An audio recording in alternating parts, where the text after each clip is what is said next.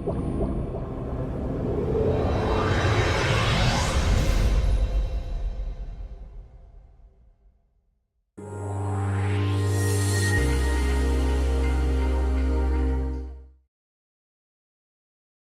la première présentation, c'est sur l'anévrisme de l'aorte abdominale par professeur Hassan Khoja, chef de service de chirurgie vasculaire, CHU de Nice.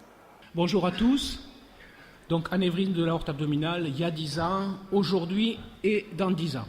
Alors, je vais donc vous parler de l'évolution des pratiques de traitement des anévrismes de l'aorte, EVAR, les endoprothèses aortiques, versus open repair, la chirurgie.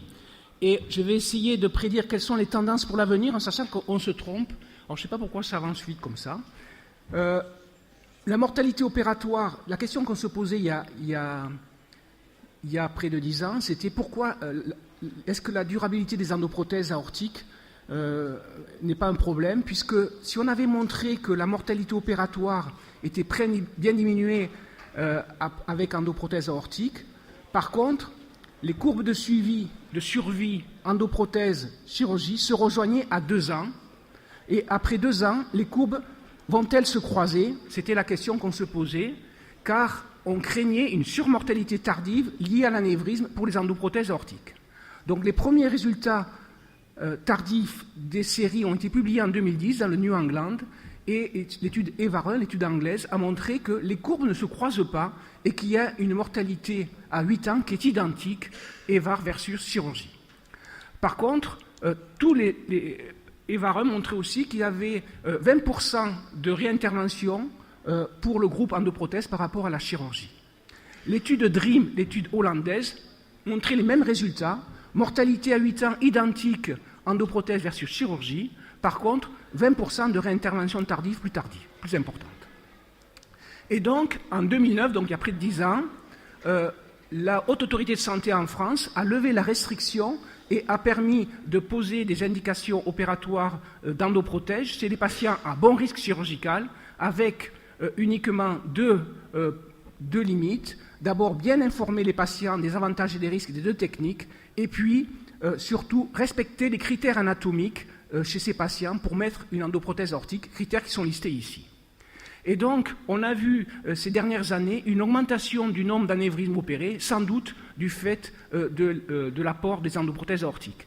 Et on peut dire que, strictement, il y a 10 ans, fin 2008, le nombre d'endoprothèses aortiques opérées devenait supérieur à la chirurgie directe. On voyait pour la chirurgie 77% d'endoprothèses aortiques actuellement, contre 23%, donc cet écart s'est accentué. Dans le secteur public, c'est 74% d'endoprothèses aortiques, et quand on voit le secteur privé, c'est 81%.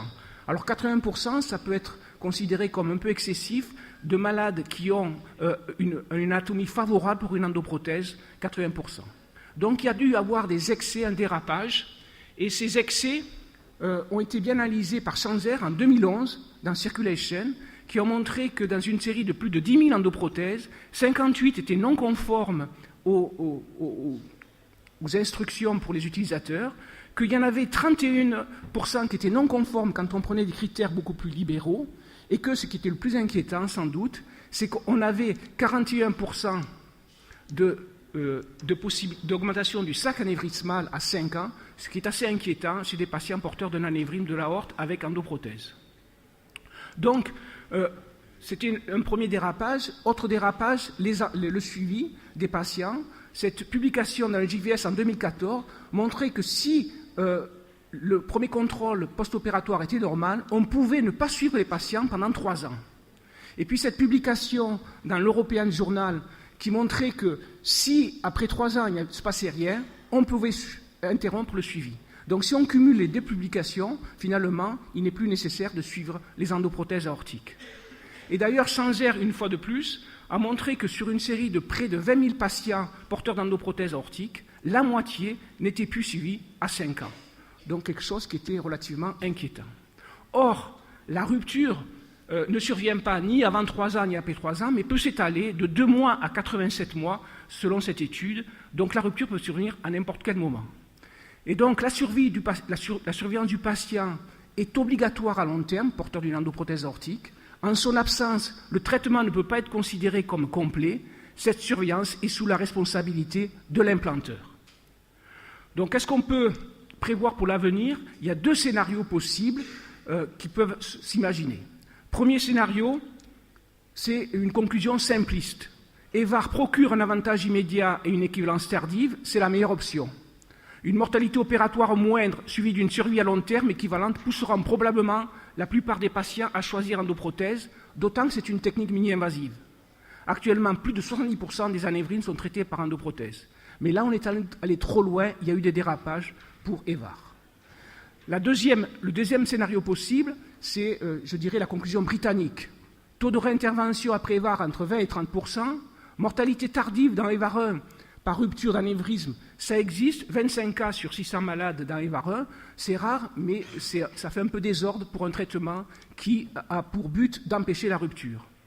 Le surcoût d'endoprothèse aortique par rapport à la chirurgie est important, et puis il y a EVAR 2, qui est une étude qui n'est pas favorable aux endoprothèses. Donc, à l'avenir, et c'est le 7 novembre, va être publiées les recommandations de l'agence de santé britannique, NICE-UK, qui dit que pas d'EVAR si la chirurgie est possible et pas d'EVAR si la chirurgie n'est pas possible. Alors là, on ne voit pas trop le créneau possible pour une endoprothèse aortique. Donc, si ces recommandations qui ont été faites par les Britanniques ont été très commentées et très discutées dans la littérature, basées sur un modèle qui est essentiellement une analyse économique, qui est possible peut-être au Royaume-Uni, mais pas sans doute possible en France, et donc ça a été très critiqué. Donc si on veut faire une synthèse, mortalité équivalente et technique mini-invasive, nos malades ils choisissent endoprothèse aortique. Mortalité équivalente et surcoût, les Britanniques choisissent la chirurgie. Je pense que ces 10 dernières années, il y a eu une augmentation excessive des endoprothèses aortiques. Il y a sans doute un juste milieu à trouver dans les 10 ans à venir. Un ratio 50-50 me paraît tout à fait logique. C'est un petit peu ce qu'on fait dans le service. On est revenu sur les indications des endoprothèses aortiques et on a un petit peu diminué notre pourcentage d'endoprothèses. Donc en conclusion, les patients, c'est sûr, préfèrent en majorité les endoprothèses aortiques. Il faut bien informer les malades des avantages et des inconvénients des 2 techniques. Nécessité pour les endoprothèses d'avoir un suivi très strict car risque de rupture tardive. EVAR, les endoprothèses nécessitent une bonne anatomie, il faut sélectionner les patients. Problème de la formation des jeunes chirurgiens pour la chirurgie conventionnelle, parce qu'on opère en majorité des endoprothèses et donc on forme moins bien les jeunes à la chirurgie conventionnelle. Je n'évoque pas les problèmes des nouvelles endoprothèses, Nelly, Covaxion, des techniques d'agrafage, mais je pense que ça ne change pas trop la problématique. Voilà, merci de votre attention. Je m'excuse parce que mes diapositives, je ne sais pas pourquoi, sont passées très vite. Merci. Sujet très intéressant parce qu'en Angleterre, moi je travaille en Angleterre pendant 20 ans et souvent les choses changent plus lentement. Mais en Europe et ailleurs, aussi en Amérique, ils ont fait beaucoup d'études sur EVAR et ils sont très pros pour le faire. Mais d'après vous, quelle est la situation, la tendance dans le monde après les publications du NICE Guidelines? Est-ce que les gens sont contents? Alors pour moi, je pense que, comme je l'ai dit, les endoprothèses EVAR, on est allé trop loin. C'est un petit peu la règle générale des nouvelles techniques. On a tendance à pousser le balancier un peu trop loin, parce que c'est une technique mini-invasive et qu'il faudra revenir. Alors les Britanniques, eux, reviennent beaucoup, puisqu'ils vont carrément empêcher, ils vont dire qu'il ne faut pas mettre EVAR dans les différentes situations. Je pense qu'il y a un juste milieu à trouver, un balancier. Dans beaucoup d'équipes, actuellement en France, beaucoup reviennent un peu sur EVAR, c'était notre cas. On était très endoprothèse et on revient maintenant sur la chirurgie. Je dirais que, moi je pense que 50-50, c'est quelque chose qui me paraît correct. J'aurais un commentaire sur les instructions d'utilisation. Quand on revoit dans la littérature, soit sur les papiers d'explantation qui montrent qu'a posteriori, la majeure partie des cas qui sont explantés étaient en dehors des instructions, et dans les publications que tu as présentées, une grosse partie de ces gens-là sont en dehors des instructions. Alors pourquoi ils sont en dehors des instructions? Est-ce que c'est parce que c'est des experts uniquement qui se permettent de faire des choses plus pointues, ou est-ce que c'est des pas trop experts qui font quelque chose qui ne domine pas le sujet? Et là, c'est un vrai problème parce qu'on en revient à ce qu'on disait hier en matière de thérapeutique. Là, on parle toujours de statistiques, mais il faut aller vers des thérapeutiques individualisées. Et je pense que là, il y a un vrai problème. Comment ça se fait que des taux aussi importants de gens soient traités en dehors des instructions d'utilisation?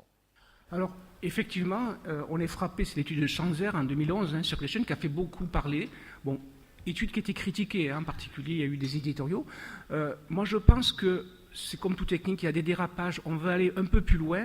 Et il y a, en particulier, il y a des publications qui ont montré que chez des patients chez qui on ne respecte pas les instructions pour les utilisateurs, quand on fait ces dérapages, mais finalement, on n'a pas de très mauvais résultats. Donc ça encourage peut-être certains dérapages, mais malheureusement, comme je vous ai montré qu'il y avait des publications qui disent qu'il ne faut pas suivre les endoprothèses, il y a eu des publications qui ont dit, dans des critères hors IFU, on a quand même des bons résultats, ce qui, à mon avis, est dangereux comme message à passer. Dans la même direction, est-ce qu'il n'y aurait pas aussi un problème peut-être de formation, parce que ceux qui ont démarré à mettre des endoprothèses savaient déjà opérer, donc savent faire les deux, et comme depuis 15 ans on met beaucoup d'endoprothèses, et dans certains centres presque plus que ça, les gens ne savent plus que poser des endoprothèses, et donc ils font ce qu'ils savent faire et pas toujours ce qu'il faut faire. C'est sans doute aussi un autre élément, effectivement. Je l'ai dit à ma dernière diapo, un des gros problèmes auxquels on est confronté, c'est la formation, puisque pour être formé pour la chirurgie conventionnelle, il faut plus de malades que pour une endoprothèse. C'est une technique plus longue à apprendre que technique endovasculaire. Et malheureusement, on opère moins de malades. Donc, dans la formation, c'est un vrai problème. Et est-ce qu'il y a une solution? Et donc, du fait que les chirurgiens sont plutôt mieux formés aux endoprothèses, ça a sans doute accéléré ce versus. Et on voit donc 81% de malades qui ont une endoprothèse, c'est certainement trop.